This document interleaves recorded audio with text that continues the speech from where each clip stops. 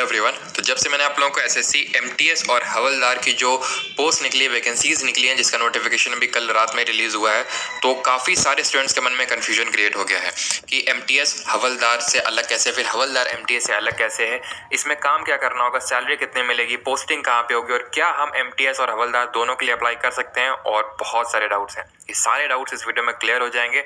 मैं 1 बाय 1 एक करके आप लोगों के सारे डाउट्स जो है इस वीडियो में क्लियर करने वाला हूं। और ये डाउट्स आना लाजमी भी है। क्यों? क्योंकि अभी तक जो हवलदार की पोस्ट निकलती थी वो अलग से नहीं निकलती थी। सिर्फ और सिर्फ एमटीएस में ही जो थोड़ी बहुत वैकेंसीज होती थी वो एमटीएस में ही इंक्लूड करके दे दी जाती थी। अभी तक ऐसा नहीं हुआ था कि हवलदार की जो वैकेंसीज थी वो अलग से निकलती थी। और इस बार जो है तकरीबन 3000 से भी ज़्यादा वैकेंसीज निकली हैं हवलदार की। तो इस पोस्ट के बारे में आपको डिटेल में बताने वाला हूं, जो चीज़ें आपको जानने की ज़रूरत है। ठीक है। और मैं आपको बता दूं कि आप लोगों की एमटीएस और हवलदार की जो क्लासेस हैं वो स्टार्ट हो चुकी हैं। आज आप लोगों का एक प्रीवियस ईयर पेपर सॉल्व करवाया गया है और कल से आप लोगों की टाइमिंग, आप लोगों को आज़ाद बैच इसके लिए लॉन्च किया गया है, जो कि यूट्यूब पे फ्री रहेगा सभी के लिए, जिसमें चल रही है। तो ये क्लासेस आपके सीएचएसएल और एमटीएस दोनों एग्जाम में हेल्पफुल रहेंगी। ठीक है। तो अब बात कर लेते हैं थोड़ा डिटेल में जो आपकी हवलदार की वैकेंसीज निकली हैं। तो क्या है ये पोस्ट? सबसे पहले जो हवलदार की पोस्ट निकली है, वैकेंसीज निकली हैं, ये 2 डिपार्टमेंट्स में निकली। एक तो है आपका सीबीआईसी ने central board of indirect taxes and customs, और दूसरा है यहाँ पे सीबीएन यानी सेंट्रल ब्यूरो ऑफ नारकोटिक्स। इसका मतलब ये नहीं जो आप अभी जो कन्वेंशनल आप फॉर्म समझ रहे होंगे, हवलदार जो पुलिस वाले हवलदार होते हैं उनकी बात नहीं यहाँ पे हो रही है। ठीक है। वो वाली वैकेंसीज नहीं निकली यहाँ पे सीबीआईसी और सीबीएन में आप हवलदार बनेंगे। अब यहाँ पे सबसे मेन जो बात आती है वो ये है कि काम क्या करना होगा, सैलरी कितने मिलेगी, और क्या आप एमटीएस और हवलदार दोनों के लिए अप्लाई कर सकते हैं फिर नहीं। तो मैं आपके जो एमटीएस और हवलदार दोनों के लिए अप्लाई कर सकते हैं फिर नहीं, उस डाउट को मैं पहले तो क्लियर करता हूं। तो इसका आंसर है स्ट्रेट फॉरवर्ड, बिल्कुल आप दोनों के लिए अप्लाई कर सकते हैं। अब कैसे अप्लाई करना है पहले तो उसको ध्यान से सुनना। यहाँ पे उसके रिगार्डिंग ये नोटिफिकेशन मैंने खोल रखा है, जो आप लोगों का ऑफिशियल नोटिफिकेशन है। अगर आप आओगे 17.3, 17.4 और इसके नीचे 17.5, अगर इन पॉइंट्स को आप ढंग से अगर पढ़ोगे तो सारी चीज़ें जो आपके सारे डाउट्स हैं वो क्लियर हो जाएंगे इसके रिगार्डिंग कि आपको दोनों भर सकते हैं फिर नहीं, और भरना है तो कैसे भरना है। ठीक है। इनको जानना बहुत ज़रूरी है। सबसे पहले जैसे कि मैंने बताया कि दोनों के लिए आप भर सकते हो, लेकिन इस चीज़ का ध्यान रखना है, वो आपसे पूछेगा आपकी प्रेफरेंस स्टेट, क्योंकि इसमें जो कट ऑफ जाता है वो स्टेट वाइज जाता है। ठीक है। तो इस चीज़ का ध्यान रखना है। जैसे कि for example UP, Bihar, Haryana, इन रीजन्स का कट ऑफ हाई जाता है, बिकॉज यहाँ पे नंबर ऑफ स्टूडेंट्स जो है ज़्यादा होते हैं। ठीक है। और अगर मैं बात कर लूँ नॉर्थ ईस्टर्न जो स्टेट्स हैं उनकी कट ऑफ कम जाती है, बिकॉज वहाँ के स्टूडेंट्स कम होते हैं। तो ये आपकी कट ऑफ वेरी करती है। तो आपको बहुत ही सोच समझ के ये भरना है, और वहीं पे आपको आपकी जो पोस्टिंग है वो मिलेगी। सबसे पहली बात तो ये, वहीं पे आपको पोस्टिंग मिलेगी। ठीक है।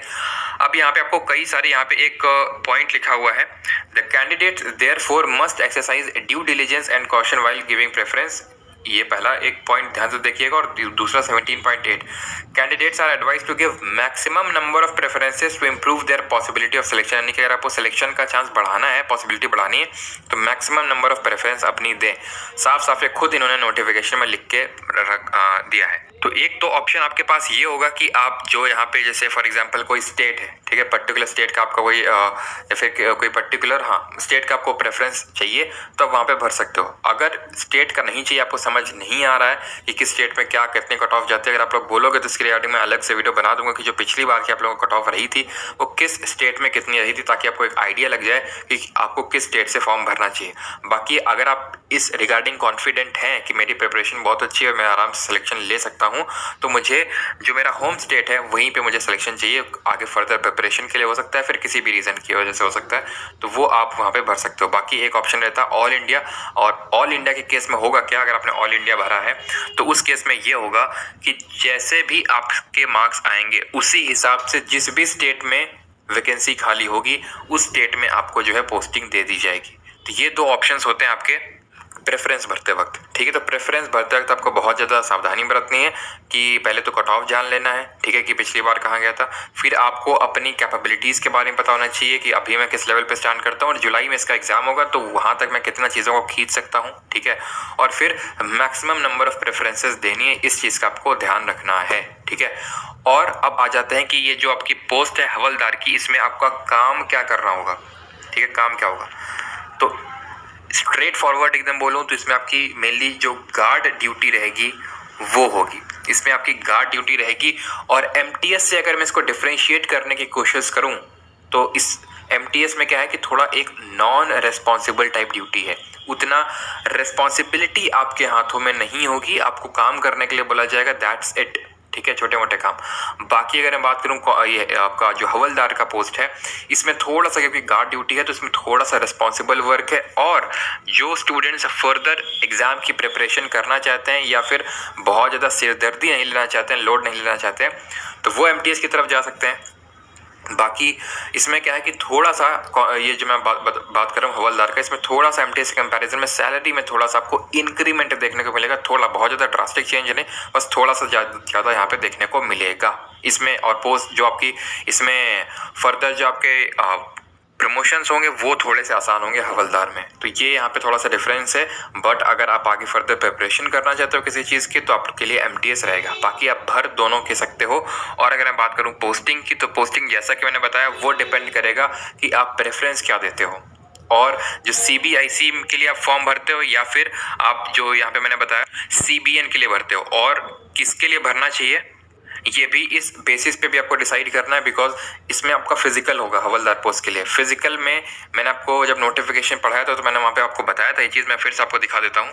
आपके हवलदार पोस्ट के लिए यहाँ पे फिजिकल होने वाला है, और फिजिकल में वॉकिंग होगी, साइकिलिंग होगी, मेल फीमेल दोनों के लिए, दोनों इसके लिए भर सकते हैं।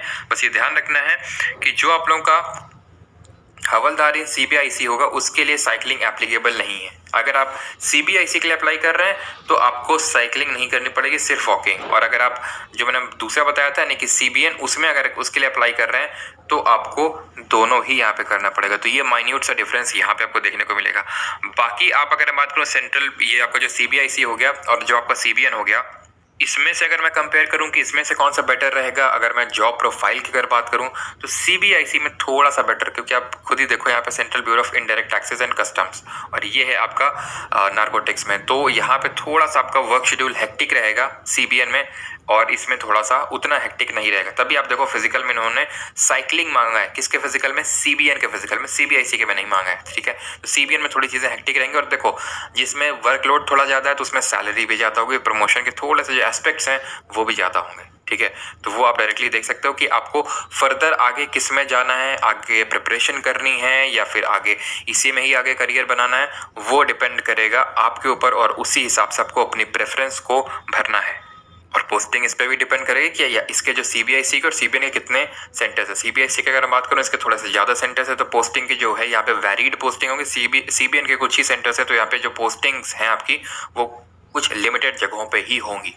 ठीक है, तो अगर देखो यहाँ पे मैंने जो आपके बेसिक डाउट्स थे ताकि आप पोस्ट प्रेफरेंस भर सको, उसके रिगार्डिंग मैंने डाउट्स आपके क्लियर कर दिए हैं, उम्मीद करता हूँ।